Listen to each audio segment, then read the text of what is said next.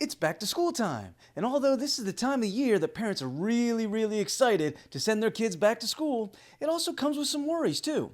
Like, what do you pack for lunch? Or will the teacher think less of me if I send in some cleaning supplies and some hand sanitizer? Or how will I handle the dreaded car line? There's certainly a lot to worry about, so to help you, I thought I'd provide you with a few helpful tips to help you start your year with success and less worry. Tip number 1.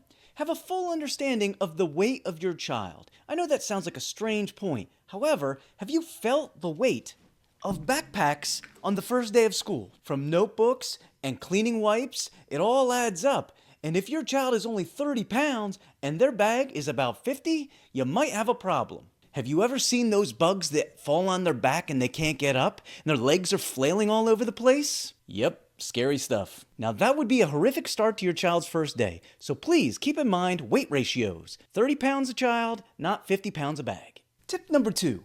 Find the balance in the lunchbox. No kids want to open up a lunchbox and find some fresh kale waiting for them. Hey guys, I got kale! On the other hand, you don't want to be the parent who sends in a full catered meal into lunch either. You definitely don't want to be the parent who sends off a full cafeteria fire alarm because your child opens their lunch to find a massive cheesesteak. By the time your child fights off all the scavengers, there will be nothing left for them.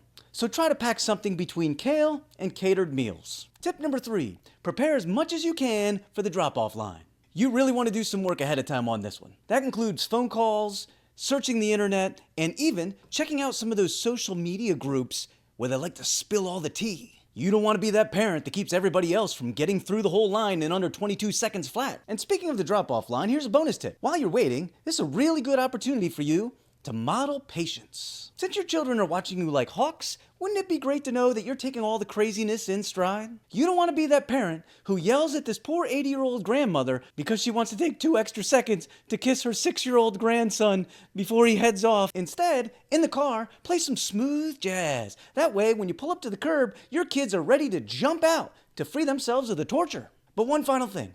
Please make sure to thank all the staff at your school because they're happy to accept all the children while you're ready to get rid of them. There you have it. A few tips to help you start the year like the champion parent that you are and want to showcase for others. If you want to find out more tips about helping kids, check out Dad's All In podcast.